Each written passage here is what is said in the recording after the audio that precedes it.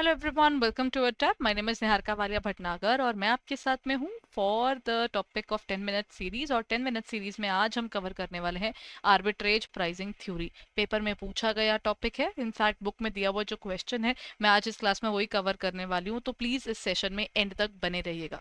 Secondly, आज हम बात करने वाले हैं हमारी पीवाईपी यानी प्रीवियस ईयर पेपर की बुकलेट की। आप चाहें तो आप हमारे प्रीवियस ईयर क्वेश्चंस को, this is basically recollected questions, right, क्योंकि आपके पेपर के कोई स्पेसिफिक आपको मिलेंगे नहीं। हमने मेमोराइज क्वेश्चंस, जो मेमोरी बेस्ड क्वेश्चंस है कि किस तरह के पेपर आया था, उसका आपको एक बुकलेट प्रोवाइड किया हुआ, दैट इज एब्सोल्युटली फ्री। कुछ नहीं करना, हमारी वेबसाइट पर जाइए और वहां पर जाकर आप इसको डाउनलोड कर सकते हैं। बेनिफिट्स क्या है वो बता देती हूँ। नंबर वन, पेपर कैसा था वो आइडिया हो जाएगा, और पता है आपके पेपर में नो ऑप्शन क्वेश्चंस भी आने शुरू हो गए हैं, तो आइडिया हो जाता है कि पेपर के लिए कैसे प्रिपेयर करना है। प्लस जो पहली बार पेपर दे रहे हैं, आपके पेपर में केस स्टडी भी आती है, तो कैसे करना है, क्या करना है, वो चीज़ बाद में करना is too dangerous. That is what I strongly believe इन।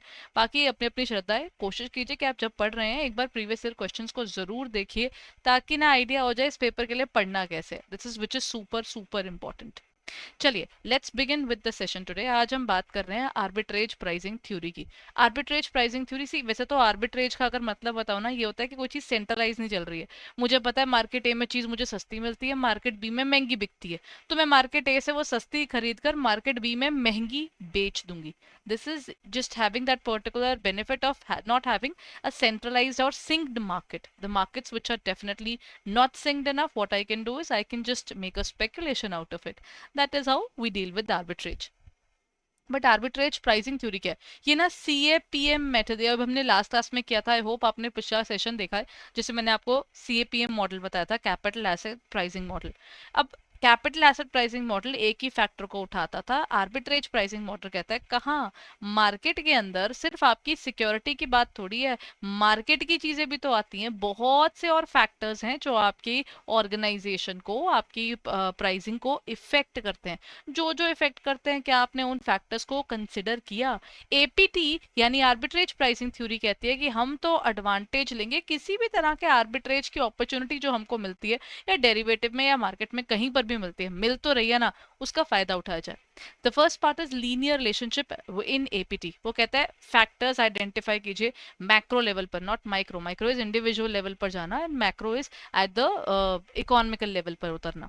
तो वो कहते हैं GDP, gross domestic product, impact डालता है, डोमेस्टिक इन्फ्लेशन डालती है। इंडिया में तो जी डालती है, बिकॉज साफ सी बात है, हमारी ना जो ये स्पेसिफिक वर्किंग है, बहुत मुश्किल हो जाता है कि ये इन्फ्लेशन वाला जो पॉइंट है ना हमारा, इन्फ्लेशन इम्पैक्ट करती है पूरे कंट्री को, तो इन्फ्लेशन वाले इम्पैक्ट को तो नोट करना अच्छा रहता है। Then come stock indices. अभी बड़ी बुरी तरह एकदम से सारी वर्ल्ड की मार्केट हिली थी द मोमेंट यूएस ने अपनी ट्रेड वॉर शुरू की है। सो स्टॉक इंडिसेस का भी एक इम्पैक्ट रहता है। Gold prices, they had been just going like hiking every single year. मतलब आई थिंक अभी तो it has just gone above 90 even. This is again an impactful area अगर आपकी ऑर्गेनाइजेशन इसी तरह के कनेक्टेड वर्क में है। Then comes the area of risk free rate of interest, जो कि एक इंपॉर्टेंट एरिया है कि अगर आप कोई रिस्क नहीं ले रहे हो तो कितना इंटरेस्ट मिलता है। So you consider all these factors and also their sensitivity. Sensitivity is beta. Beta factor क्या होता है? कितना सेंसिटिव हो आप मार्केट की तरफ। अगर मैंने आपको बोला कि, अच्छा सिंपल भाषा में आते हैं, मैंने आपको बोला that you are not doing good work, you like ठीक है, बोल दिया, मेरे को क्या जाता है, दैट्स इट, न्यूट्रल हो गए आप। मतलब आपकी सेंसिटिविटी मेरी तरफ है 1, आप बिल्कुल न्यूट्रल लोकल कह रहे हो कि मुझे बोल दिया गया, मैं पहले देख लूँ किया क्या है मैंने, अच्छा ठीक है, नहीं किया है, किया है, ठीक है। एक होता है मैंने आपको कहा कि you haven't done your work and then you felt terrible about it. मतलब आपको वो चीज़ बहुत बुरी लग गई, तो आप 0.5 पर आप कह सकते हो कि, या अगर आपको बहुत ज़्यादा बुरी लग गई तो आप 1.5 की सेंसिटिविटी पे पहुंच गए। चीज़ मैंने तो अपनी तरफ से नॉर्मल बोली थी, आपको ज़्यादा बुरी लग गई तो सेंसिटिविटी क्या है? ज़्यादा है। अगर मैंने आपको बोल दिया जी आपने काम नहीं किया, you should have done that, you are like ठीक है कर देंगे, ठीक है, you just became neutral about it and then you said कि ठीक है, इतना ज़्यादा ध्यान नहीं देना, मेरे को अपने काम से मतलब है, मैं अपना काम कर रहा हूँ। दैट मीन्स 0.5 आपको इम्पैक्ट कम पड़ा। सेम चीज मार्केट का भी है। अगर मैंने मार्केट में इन्फ्लेशन देखी, मेरे प्रोडक्ट में मार्केट में इन्फ्लेशन नहीं आ रही, तो इसका मतलब क्या हुआ? सेंसिटिविटी मेरी उस तरफ कम है। और अगर इतना सा मार्केट प्राइस चेंज होने पर मेरे प्रोडक्ट में इतना हाहाकार मच गया, मतलब उस तरफ सेंसिटिविटी ज्यादा है।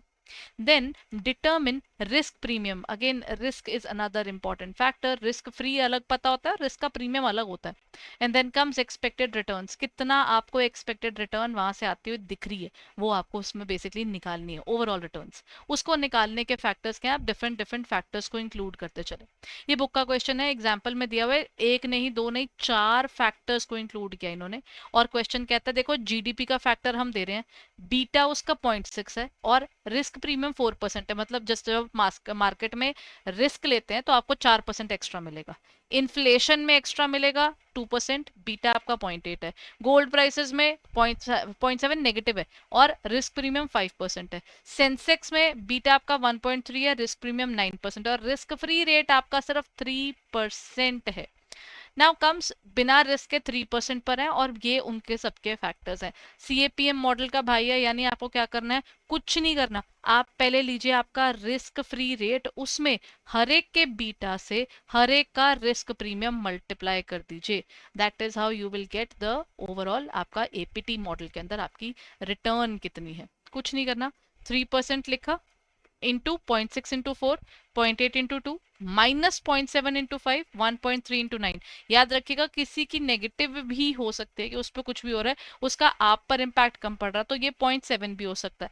तो what you need to do is just do this part, आप क्या कीजिए, इक्वल टू 3% ये आया, प्लस 0.6 इंटू 4 करेंगे, ये पॉजिटिव में होगा, दिस इज 6 4 24, तो ये 2.4 आएगा, है ना। दिस इज 0.6 इंटू 4, ये आ गया 2.4, अब आया 8 इंटू 2, ये आया 1.6 और ये आया -3.5 और लास्ट इज व्हाट 1.3 इंटू 9 करेंगे तो दैट इज 11.7। तो positive 11.7 plus 1.6 plus 2.4 plus 3 minus 3.5, that gives me an answer of 15.2। याद क्या रखना है, जो नेगेटिव है उसको नेगेटिव जरूर नोट करना है। क्या किया, beta into risk premium, beta into risk premium, beta into risk premium and beta into risk premium, बस मल्टीप्लाई किया और वैल्यूएशंस निकाल दी।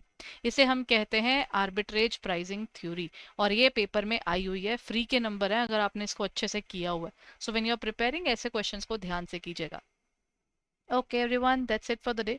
आई होप ये सेशन आपके लिए हेल्पफुल था, अगर था तो जल्दी से जाइए हमारी वेबसाइट edutap.in पर और जहां पर आपको मिल जाएगी आपके एग्जामिनेशन की सारी इन्फॉर्मेशन प्लस हमारे पीवाईपीज भी। अगर आपको ये लगता है कि आपको कोर्स लेना है तो आपको उस कोर्स के अंदर पूरी जो गाइडेंस है वो भी साथ में मिल जाएगी, ठीक है। ये गए हम हमारी वेबसाइट edutap.in पर। So let me take you there exactly everyone, हम जा रहे हैं वहाँ। ये रही हमारी वेबसाइट, ठीक है। आपको क्या करना है, just go on to the website, scroll down और यहाँ स्क्रॉल करते करते आ जाइए आप हमारे JIB CIB विंग के अंदर, ठीक है। तो आप आ जाएंगे CIB के अंदर और यहाँ पर आपको मिल जाएंगे हमारे सारे के सारे courses, video lectures, live classes, study notes, test series, doubt sessions, and even mentorship, यानी हम आपको खुद अपनी तरफ से गाइडेंस भी देते हैं। हमारे मेंटरशिप के ना स्पेसिफिक फोर्टनाइटली क्लासेस भी होती हैं, फोर्टनाइटली सेशन होता है जिसमें we have a word with you, हम आपको हेल्प आउट करते हैं, because even we understand it's not easy to study as well as work. हमारा तो काम ही है कि हम पढ़ाते हैं, तो अगर हमने पढ़ाना होता है तो हमें खुद भी तो बहुत कुछ पढ़ते रहना पड़ता है। सो I cannot say it is very very easy, especially when you have a family, you have work and everything else going on around you.